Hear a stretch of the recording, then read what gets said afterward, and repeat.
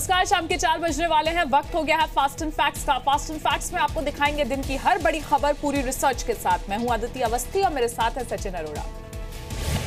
शुरू करते हैं पहली बड़ी खबर का। दार्जिलिंग में जी मीडिया की टीम पर हमला हुआ है। जीजेएम के प्रदर्शनकारियों ने जी मीडिया की गाड़ी को आग लगा दी। जी मीडिया की टीम दार्जिलिंग में गोरखा जनमुक्ति मोर्चा के बंद और प्रदर्शन की कवरेज कर रही थी। हमारी टीम काटलातास इलाके में प्रदर्शन की रिपोर्टिंग के लिए पहुंची थी। इसी दौरान जीजेएम के प्रदर्शनकारियों ने टीम पर हमला कर दिया। 500 से 600 की संख्या में प्रदर्शनकारियों ने पहले तो जी मीडिया की गाड़ी पर पत्थर फेंके और उसके बाद गाड़ी में आग लगा दी। प्रदर्शनकारियों ने रिपोर्टिंग में इस्तेमाल होने वाले सभी इक्विपमेंट्स भी जला दिए और जीजेएम के बंद और उससे जुड़ी खबरों की रिपोर्टिंग नहीं करने की धमकी भी दी। हैरानी की बात यह है कि जिस वक्त प्रदर्शनकारी जी मीडिया की टीम पर हमला कर रहे थे, उस वक्त मौके पर दार्जिलिंग के एसपी और पुलिस की पूरी टीम भी मौजूद थी। इस बीच पश्चिम बंगाल की मुख्यमंत्री ममता बनर्जी ने जी मीडिया की टीम पर हमला करने और गाड़ी को आग लगाने वाले प्रदर्शनकारियों को गिरफ्तार करने का आदेश दिया है। दार्जिलिंग में अलग गोरखालैंड की मांग को लेकर गोरखा जनमुक्ति मोर्चा प्रदर्शन कर रही है। जीजेएम ने बेमियादी बंद का ऐलान किया है। बंद का आज चौथा दिन है। साथ ही जीजेएम स्कूलों में बांग्ला भाषा को अनिवार्य बनाए जाने का भी विरोध कर रही है। इस बीच गृह मंत्रालय ने पश्चिम बंगाल सरकार से गोरखालैंड आंदोलन की रिपोर्ट तलब की है। कानून व्यवस्था की स्थिति बनाए रखने को कहा है। गोरखा जनमुक्ति मोर्चा के अध्यक्ष बिमल गुरुंग के घर और दफ्तर पर पुलिस की छापेमारी में भारी मात्रा में हथियार और नोट से भरा बैग जब्त किया गया है। अपने नेता के खिलाफ छापेमारी के विरोध में जीजेएम ने कल से अनिश्चितकालीन बंद बुलाया है। बिमल गुरुंग ने बयान जारी कर पर्यटकों को दार्जिलिंग न आने की चेतावनी दी है। पुलिस की कार्रवाई आज सुबह 10:30 बजे शुरू हुई। तलाशी के दौरान भारी मात्रा में तीर, कमान, चाकू, कुदाल जैसे पारंपरिक हथियार मिले। इसके अलावा कैश और कई मोबाइल फोन्स भी पुलिस ने जब्त किए हैं। काफी रिकवरी हुई है। बो एंड एरो के जो एरोज होते हैं वो पाए गए हैं। काफी यहाँ पे हैमर्स पाए गए और काफी यहाँ पे आर्म्स की रिकवरी हुई है। काफी क्रैकर्स पाए गए हैं और ये बड़ा क्रैकडाउन है गोरखा जनमुक्ति मोर्चा चीफ बिमल गुरुंग पर। गोरखा जनमुक्ति मोर्चा का कहना है कि ममता सरकार साजिश के तहत फंसाने की कोशिश कर रही है। यहाँ पे क्यों आतंक फैला रहे? हमारे जगह में हम सिक्योर नहीं है, हमारे अपनी जगह में हमें क्यों सिक्योर नहीं है? दार्जिलिंग के आसपास भारी संख्या में अतिरिक्त बल की तैनाती की गई है। आंदोलन को देखते हुए आज भी दार्जिलिंग में चौक बाजार और माल रोड समेत ज्यादातर बाजार बंद रहे। सुभाष घीसिंग के समय बिमल गुरुंग पहाड़ी क्षेत्र की ट्रांसपोर्ट यूनियन की जिम्मेदारी संभालते थे। सुभाष घीसिंग दार्जिलिंग गोरखा हिल काउंसिल के प्रमुख थे। 2006-07 में बिमल गुरुंग ने गोरखा जनमुक्ति मोर्चा के नाम से नई पार्टी बनाई। बिमल गुरुंग 2007-08 के बीच अलग गोरखालैंड की मांग को उठाकर बड़े नेता के रूप में उभरे। बीजेपी ने ममता बनर्जी की सरकार से दार्जिलिंग के लोगों की मांगों को सुनने और हालात सुधारने के लिए एक सर्वदलीय बैठक बुलाने की मांग की है। जम्मू के सांबा में सेना की ओर से सर्च ऑपरेशन जारी है। जम्मू के सांबा में आज सुबह 4 संदिग्ध लोगों को देखा गया। एक व्यक्ति ने बताया कि बसंतर नदी क्षेत्र में ये संदिग्ध सेना की वर्दी में थे और अपना चेहरा ढके हुए थे। सेना और पुलिस का सर्च अभियान पाकिस्तानी सीमा से लगी जगहों पर किया जा रहा है। आज नौशेरा में पाकिस्तान की ओर से सीज फायर का उल्लंघन किया गया। सुरक्षा बल इसका जवाब दे रहे हैं।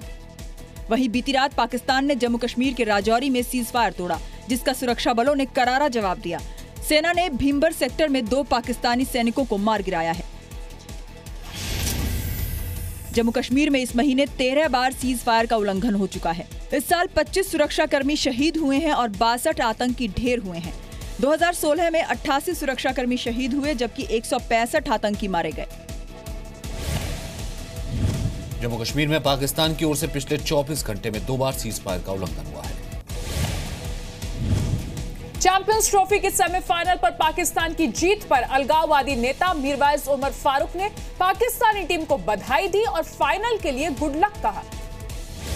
बुधवार को चैंपियंस ट्रॉफी के पहले सेमीफाइनल में पाकिस्तान ने इंग्लैंड को 8 विकेट से हराकर फाइनल में जगह बनाई। मैच खत्म होते ही अलगाववादी नेता मीरवाइज उमर फारूक ने ट्वीट किया, जैसे हमने तरावी खत्म की पटाखों की आवाज सुनाई दी। पाकिस्तान बहुत अच्छा खेला, फाइनल के लिए बेस्ट ऑफ लक। हालांकि पीटीपी ने मीरवाइज उमर फारूक का बचाव किया है। बगावत करने वाली भाषा है, इसलिए उचित समय पर उचित इसका विचार किया भी जाएगा। और ये बहुत दुर्दैवी भी है, लेकिन ये हम सोचते हैं कि पाकिस्तान के फंडिंग पे पलने वाले लोग इससे आगे क्या बोलेंगे, पाकिस्तान के ही मन की बात कर रहे हैं। मार्च 2016 में T20 वर्ल्ड कप में भारत की पाकिस्तान पर जीत के बाद अलीगढ़ मुस्लिम यूनिवर्सिटी में गोली चली, एक छात्र घायल हुआ। 4 मई 2014 को पाकिस्तान की जीत का जश्न मनाने के आरोप में मेरठ की सुभारती यूनिवर्सिटी के 67 छात्रों को वापस भेजा गया। 21 मई 2017 को पुलवामा में क्रिकेट मैच से पहले पाकिस्तान का राष्ट्रगान गाया गया।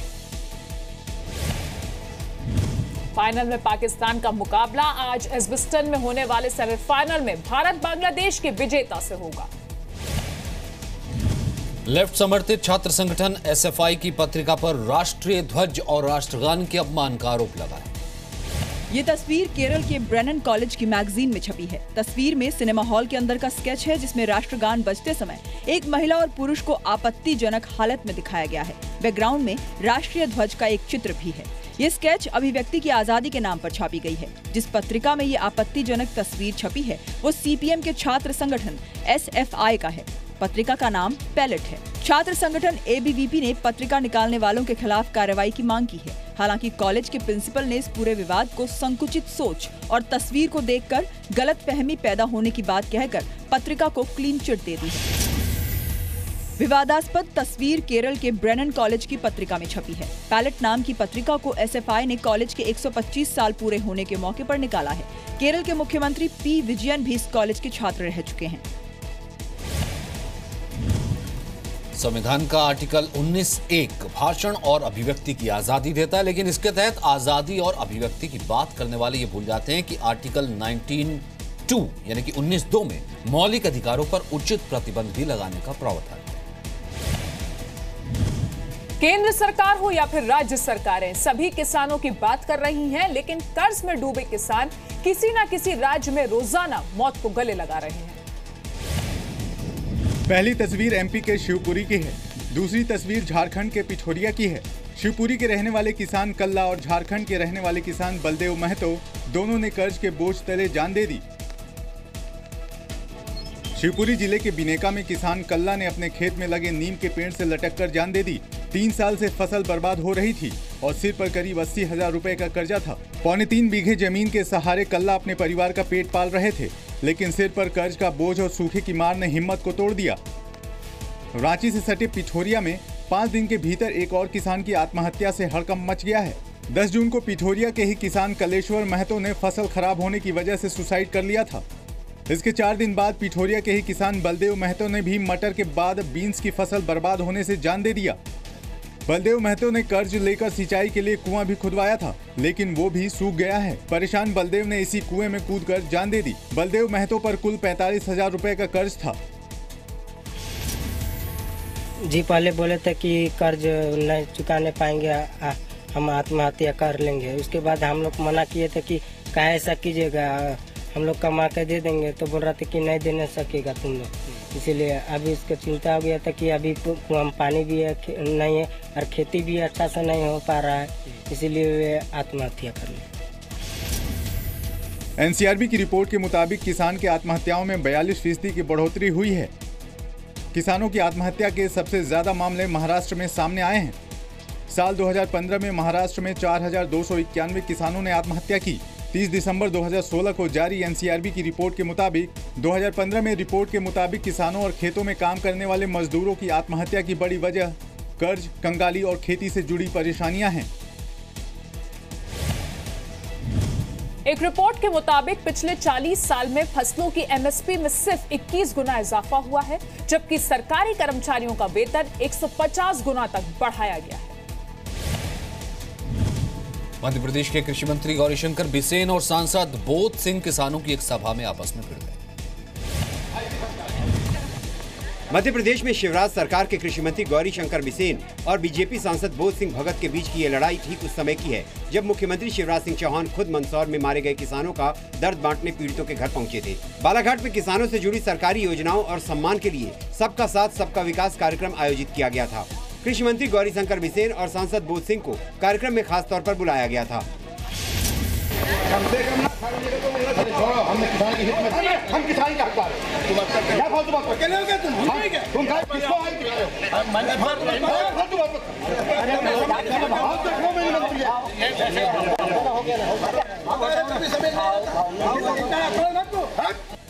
दरअसल कार्यक्रम में ही एक किसान खाद और बीज न मिलने की परेशानी बताने लगा।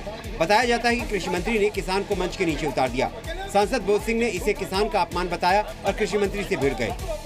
मंत्री और सांसद की इस लड़ाई पर कांग्रेस ने निशाना साधा है। भारतीय जनता पार्टी के नेताओं के मन में ये भय है। अब आप देखिएगा आगे जाकर के मध्य प्रदेश में इन बड़े नेताओं को विधायक तक मंच पर खड़ा करना पसंद नहीं करेंगे। मध्य प्रदेश में कर्ज माफी को लेकर किसानों ने उग्र आंदोलन किया था।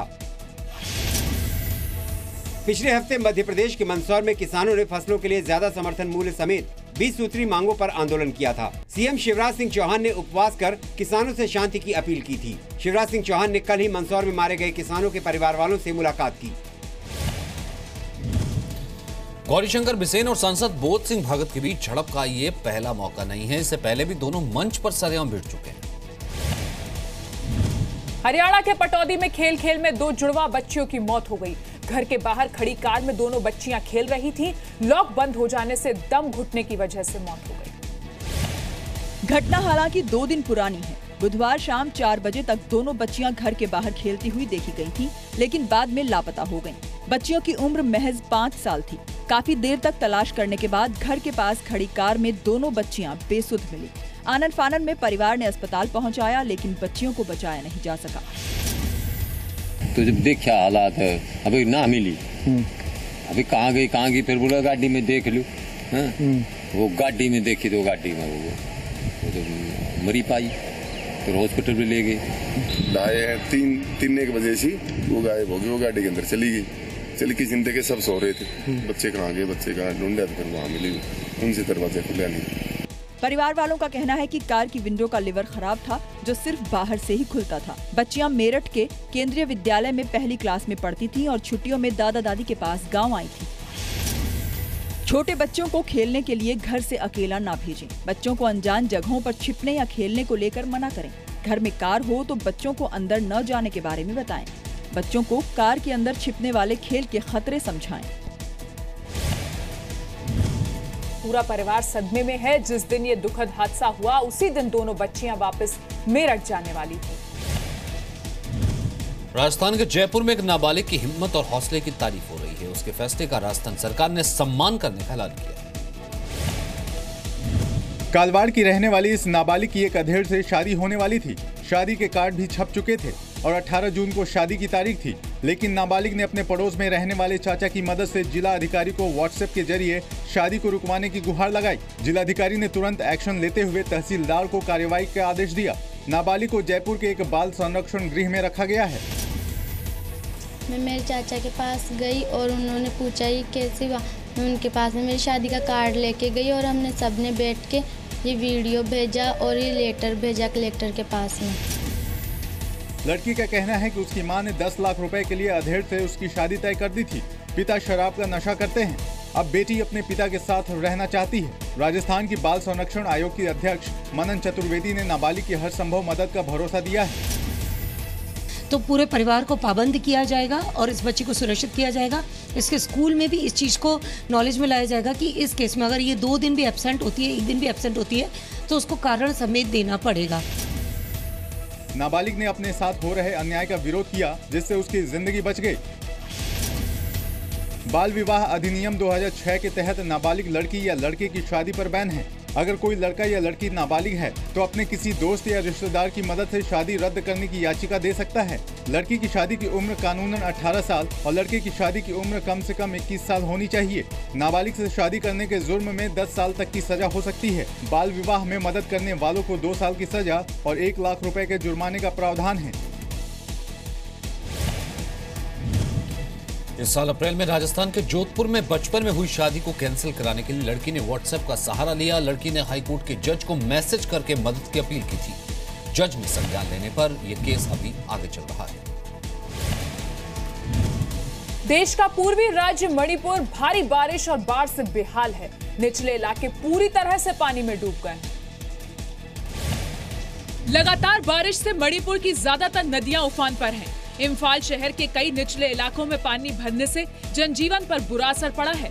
हाईवे पर पानी भर जाने की वजह से नागालैंड और मणिपुर का असम से संपर्क टूट गया है। ट्रकों, बसों और कार चालकों को हाईवे पर न आने की चेतावनी जारी की गई है। बाढ़ की वजह से देवी वाघब्रेन मंदिर के पास चाबुंग कंपनी में बनी नदी की दीवार टूटने से ज्यादा तबाही हुई है।